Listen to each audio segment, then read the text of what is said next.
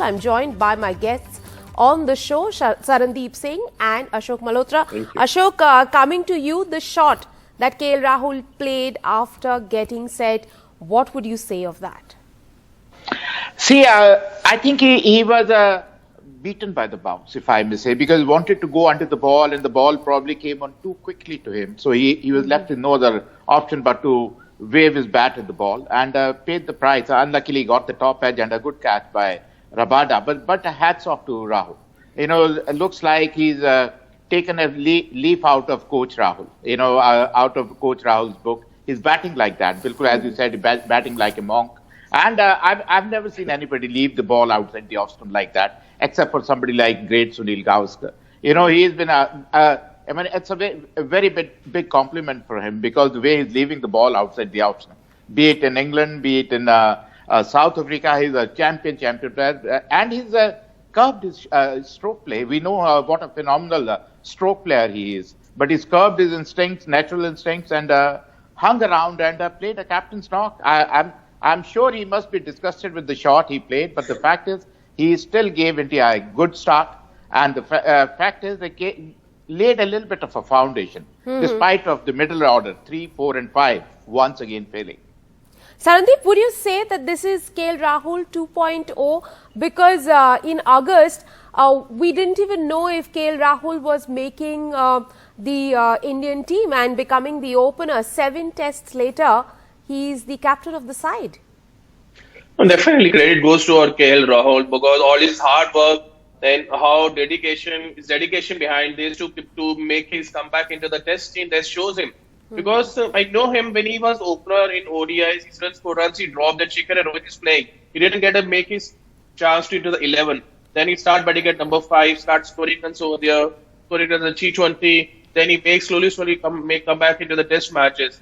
And I saw the way he's batting is fabulous, and the way Ashok Bhatti, the batsman, the way he say about KL Rahul, that's phenomenal. Watching KL Rahul right now is actually a treat. Ashok, would you say KL Rahul has found a newfound joy in leaving balls outside the off stump, and that's resulting in innings like these? Absolutely. I think he has a point to prove to his critics, and because he was out of the game for 2 years. Can you imagine 2 years out of the game and the way he's bounced back? He was waiting for an opportunity. The moment he got an opportunity, he has cashed it. It's Virat Kohli. He was dropped because Rohit was preferred to him. The moment he came back, he never looked back. And looks like Rahul is almost on the way of Virat Kohli. Phenomenal. I would say if Rohit Sharma was phenomenal in England, so is KL Rahul. They're unbelievable. They have changed their style of play because we know what they can do in one-day cricket, 2020 cricket. And now they're doing exactly the opposite. And that shows the concentration, mindset, and determination. Sarandeep, I was actually going through the list of openers that we have seen over the last 1 year, from Shubman Gill to Rohit Sharma. We've also seen in the list Mayank Agarwal, Prithvi Shaw, apart from KL Rahul. Would you say in this pack, KL Rahul now is the brightest star, apart from, of course, Rohit Sharma, who's kind of established in the team? No, definitely. His batting, his runs is telling everything. The way he's batting in England, the way he's batting in the home conditions, now the way in South Africa, the way he's batting, definitely makes his places. No, the one thing is what I always feel is there are so many players behind you all the time. So you have to be very careful when you're there. If you talk about Prithvi Shaw, we talk about Mayank Agarwal, Shubman Gill, Rohit Sharma, there are 4-5 openers already there. Now you see when Rohit Sharma will be fit, he's going to come and open the inning. So then there are difficulties. Either Mayank will be coming to the side or not. What happened when Shubman Gill fits? He comes into the side where he finds his places. So I think that's KL Rahul makes everyone's places for very difficult. Now everyone has to fight really hard, go back to the domestic cricket, keep scoring runs, keep scoring hundreds if you have to come back to the team. Ashok, you mentioned about KL Rahul being surprised by the bounce. Did the same thing happen to Hanuma Vihari as well? I guess so. Well, that normally the bounce creates problems for the Indian batters. But still, they batted beautifully. You know, like another one I would admire is Mayank Agarwal, although he's never given credit because Shubman Gill is the darling of the management, all whereas Mayank is averaging 48 and he's averaging 31. And still, Mayank is never preferred. But the fact is, our batters dug in. You know, in this match, South Africans bowled magnificently. They kept Indian batters in check. Especially Jansen, he's bowled magnificently. You know, although I would still say Rabada is still not at his best. But the fact is, Indian batters need to be admired. If we get to 250, because as I said in the last show, this might be the innings for Rishabh Pant. He is the one who can turn things around.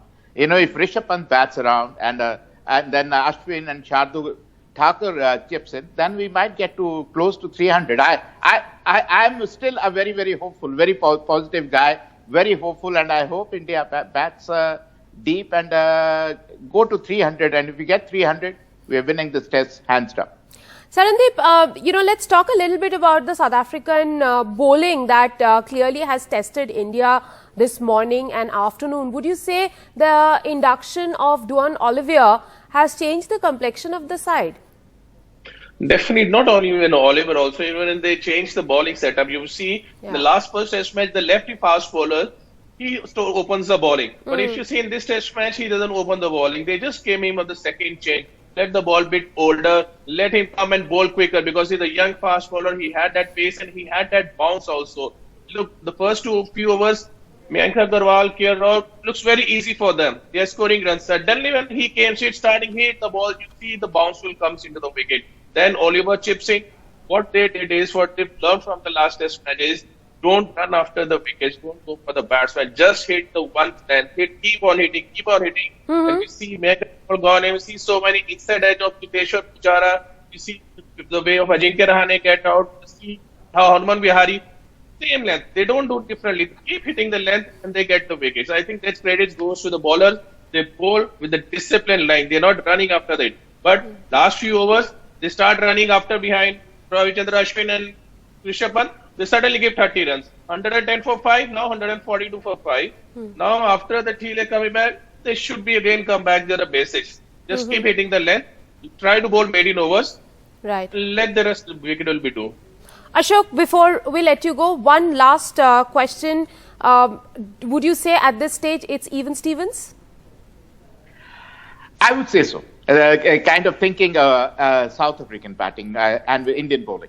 You know, so I would say, you know, even Stevens, and I hope they can pick partnership. Suddenly hit the nail on the head by saying they tried to go for wickets and leaked 30-40 runs, which might be very crucial in the end because it has given Ashwin the confidence. He's got 500 in his name, and then we know what Rishabh Pant can do.